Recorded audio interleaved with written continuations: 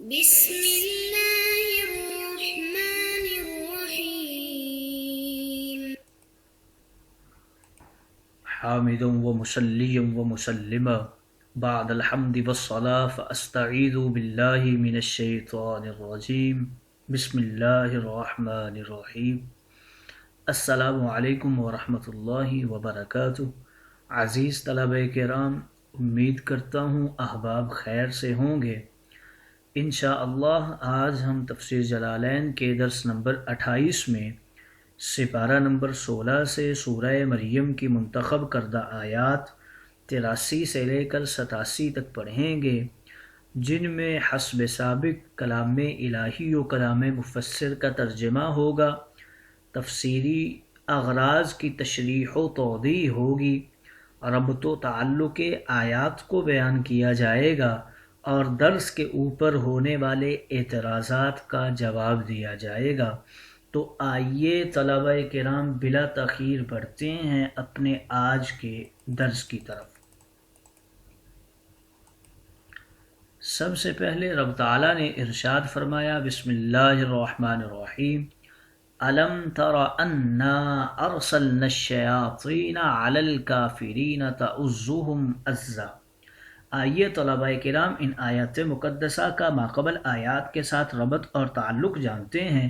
تو مفسرین کرام ان آیات کا پہلا تعلق کچھ یوں بیان کرتے ہیں کہ پچھلی آیات میں مشرکین اللہ کے مقابل جن کو اپنا معبود بنائے ہوئے تھے، قیامت میں وہ سب اپنے پجاریوں سے منکر ہو جائیں گے. ان آیات میں فرمایا جا رہا ہے کہ دنیا میں یہی منکر ہو جانے والے شیاطین ان کفار کو دھڑا دھڑ خوب بہکا رہے ہیں اور انگلیوں پر نچائے پھر رہے ہیں. ان آیات کا ماقبل آیات کے ساتھ دوسرا تعلق مفسرین کرام کچھ یوں بیان کرتے ہیں کہ پچھلی آیات میں ذکر تھا کہ کافر شخص ہماری بارگاہ میں بروز قیامت اکیلا آئے گا. اب فرمایا جا رہا ہے کہ مومن مسلمان اللہ کی بارگاہ میں وفد بن کر اپنے اماموں مرشدوں کے ساتھ بڑی شان اور عزت افزائی کے ساتھ لائے جائیں گے. ان آیات کا ماقبل آیات کے ساتھ تیسرا تعلق کچھ یوں بیان کرتے ہیں کہ پچھلی آیات میں کفار کی کچھ خوش فہمی والی باتوں کا ذکر ہوا کہ وہ قیامت کے دن اپنے عیش و آرام کے متعلق عقیدہ رکھے ہوئے ہیں. اب ان آیات میں ان کی اس خوش فہمی کو توڑا جا رہا ہے کہ مال و اولاد عیش و آرام ملنا تو درکنار، تمہارا تو کوئی وہاں شفاعت کرنے والا اور سفارش کرنے والا بھی نہیں ہوگا. آئیے طلبہ کرام ربط و تعلق آیات کے بعد چلتے ہیں آج کے درس کے ترجمہ کی طرف. أَلَمْ تَرَ أَنَّا أَرْسَلْنَا الشَّيَاطِينَ، کیا محبوب آپ جانتے نہیں کہ ہم نے شیاطین کو مسلط کر دیا ہے کافرین پر، یعنی ان کے رؤساء کو ہی ان کے اوپر مسلط کر دیا ہے.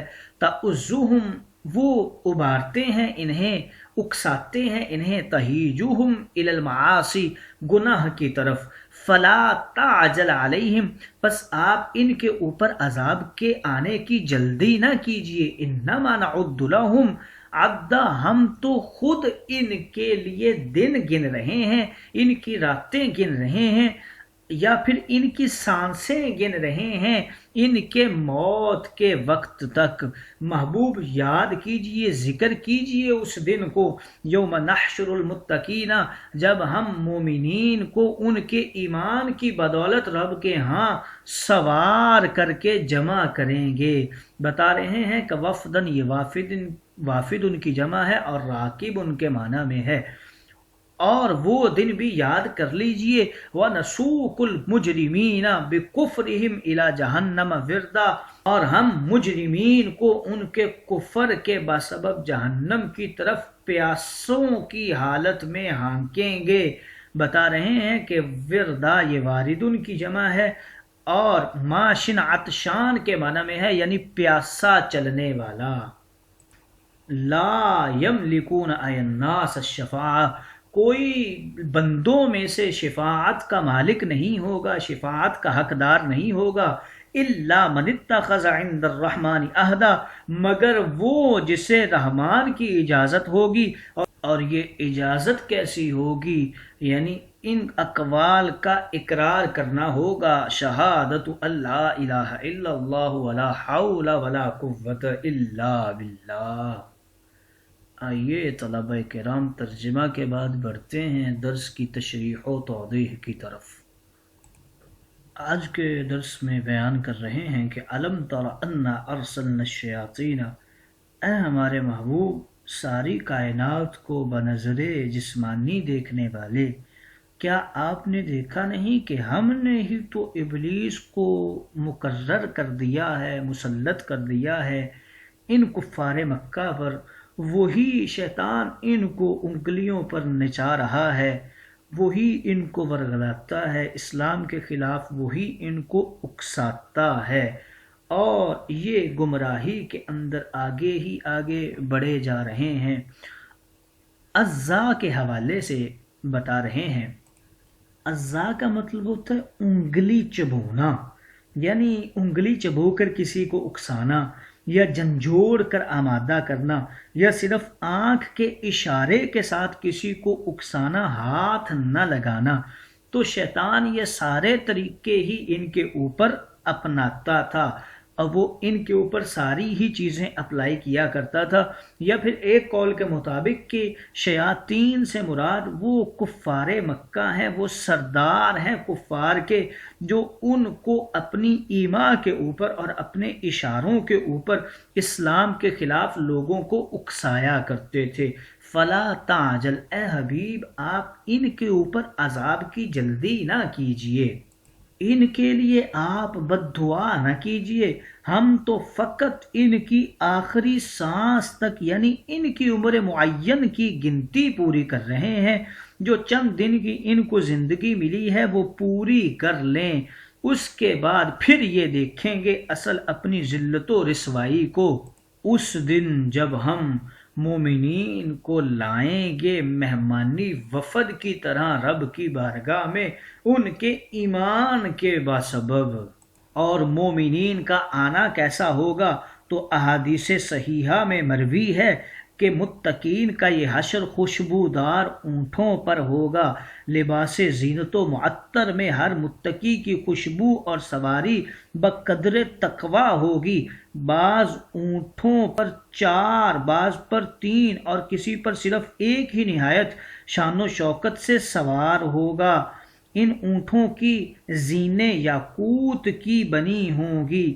اہل ایمان کو یہ سواریاں 2 بار ملیں گی، پہلے جب قبروں سے نکلیں گے اس وقت، پھر جب میدان محشر میں نور کے تاج پہنے ہوئے عرش اعظم کے پاس اتریں گے تب بھی یہ سواریاں ملیں گی، پھر بعد میں حساب و کتاب میں جنت جانے کے لیے بھی یہ سواریاں عطا کی جائیں گی۔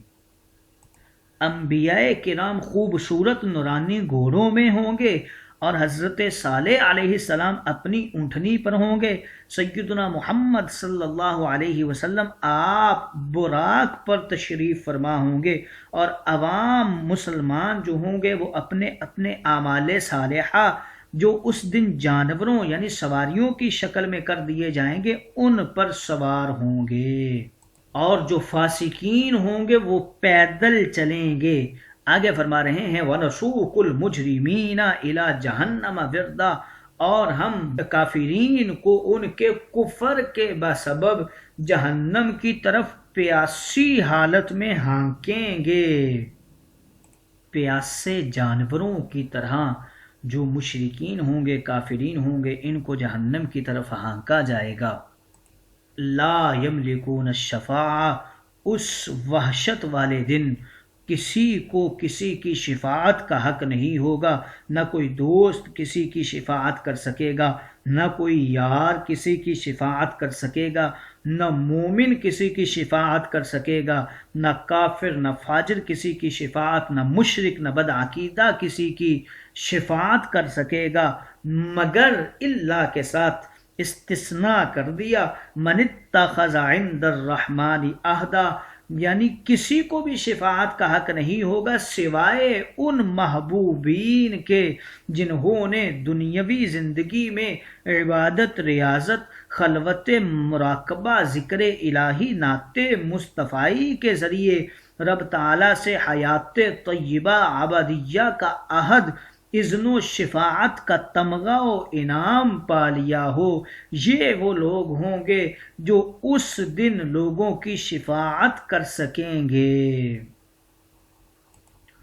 آئیے طلبہ کرام، تشریح و توضیح کے بعد بڑھتے ہیں آج کے درس پر ہونے والے اعتراضات کی طرف۔